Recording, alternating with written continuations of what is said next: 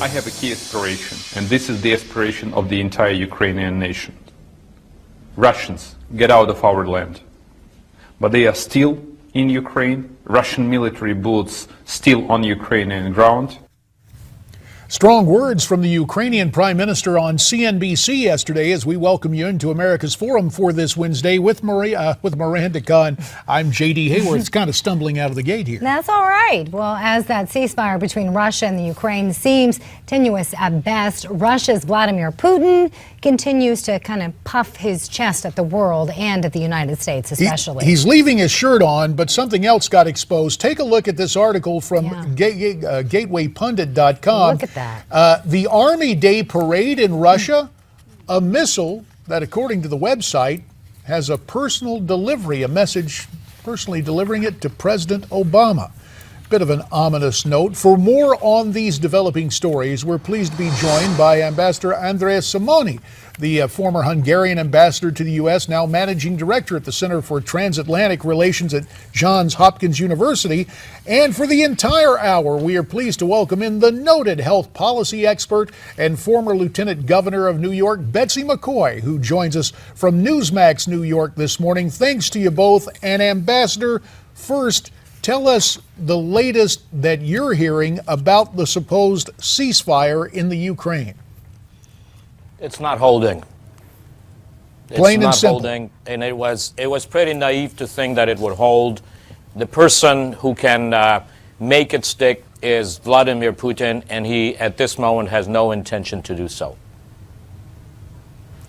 That's right. Ambassador, when is a deal not a deal? When you do it with Putin.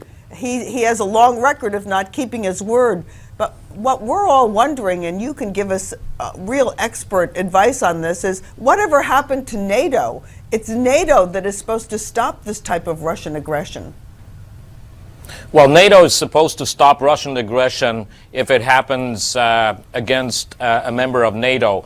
But this is really the responsibility of all of us to stop the Russian aggression. And I am very pleased that the British Prime Minister Cameron yesterday announced that Britain is sending 80 experts, military experts, to Ukraine, and they're going to help train the Ukrainians. That's what they really need. I think it would have been important for the West to do that much earlier, but it's a good sign of understanding that we need to help the Ukrainians in a way that they want us to help them. And also, I'd like to add that I think it was a mistake by Mrs. Merkel and François Hollande, the French president, to go to Moscow.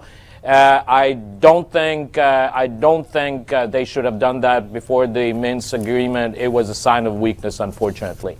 Well, you mentioned, Ambassador, that the UK is stepping in to help out the Ukraine.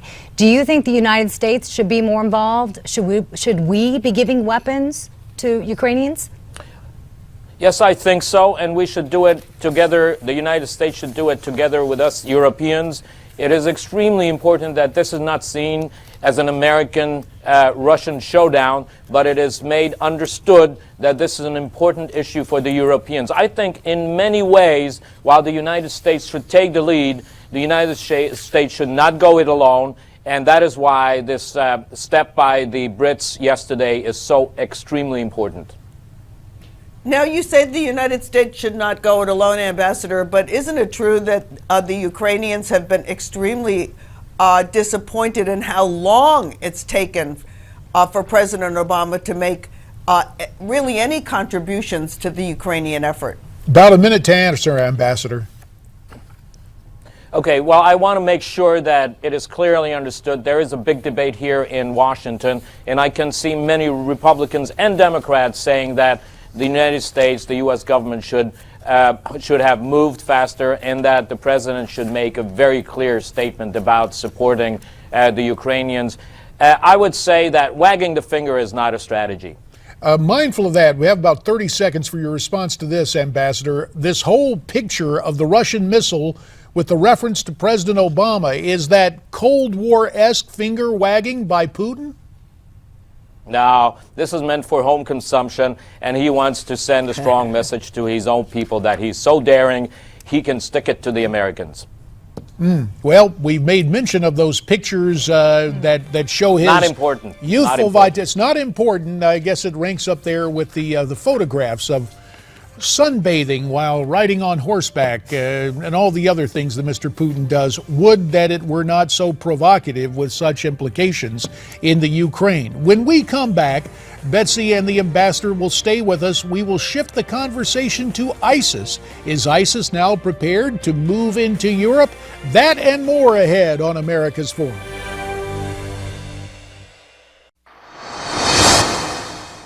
This is an insidious threat, and when the president says that we're getting on the upper side of it, that we're winning, I don't know what map he's looking at. I don't know who he's talking to in the Middle East, but he's living in a different reality if he thinks that somehow ISIS is going away. Former Arkansas Governor Mike Huckabee earlier this morning on Fox saying that, really contrary to what our president is saying, ISIS is very much on the move. Of course, ISIS continues to make steady advances through the Middle East, recently taking foothold in Libya. Now concerns growing that ISIS might have Italy and other spots in Europe next in their sights. With all the recent reports of atrocities, the situation reminds observers of the Nazi era from the 20th century. Let's continue our conversation now with Ambassador András Simonyi and Betsy McCoy.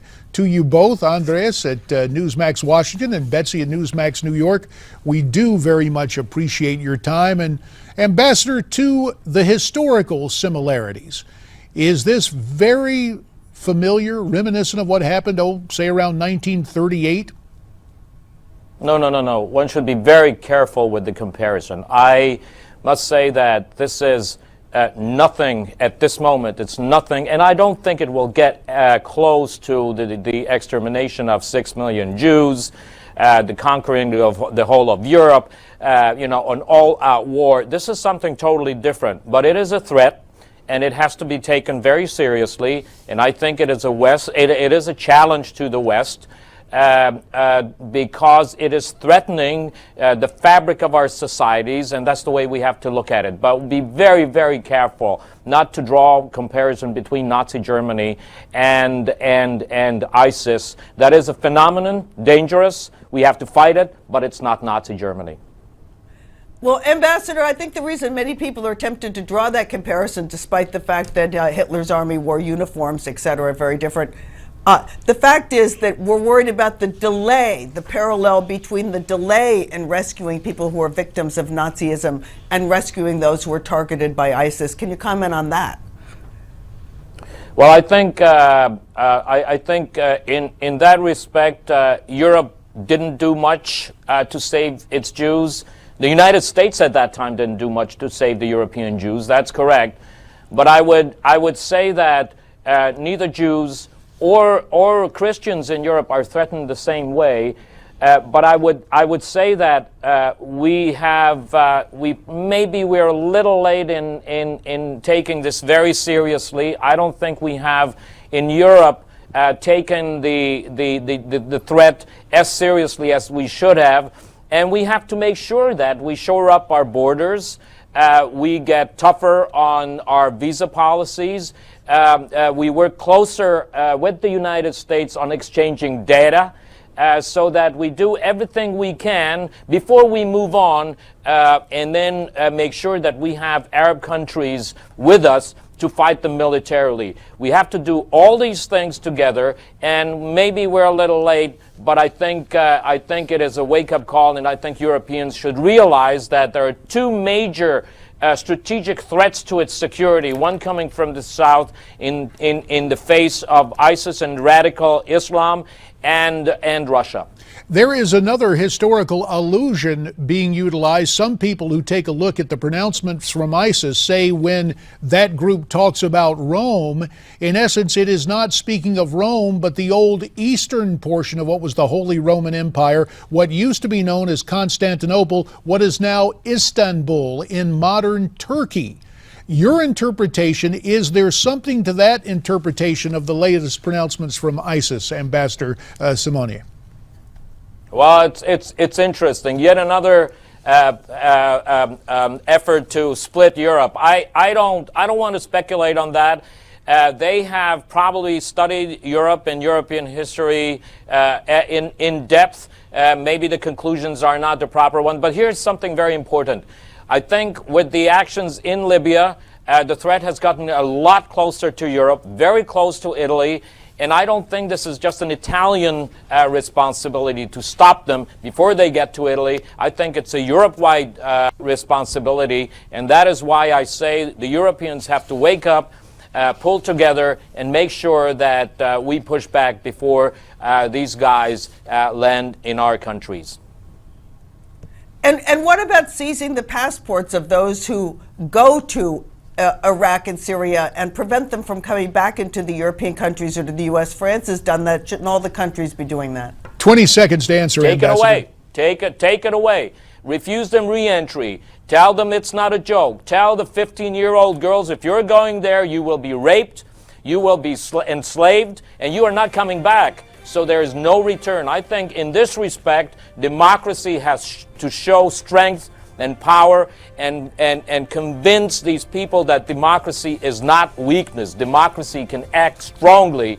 And one of the things they have to do is refuse re-entry to people who go and fight for ISIS. Andres, we thank Good you for for your you. time. Look forward to having you back sometime in the not-too-distant future. Betsy will stay and will be joined by Jeffrey Nathan right after this.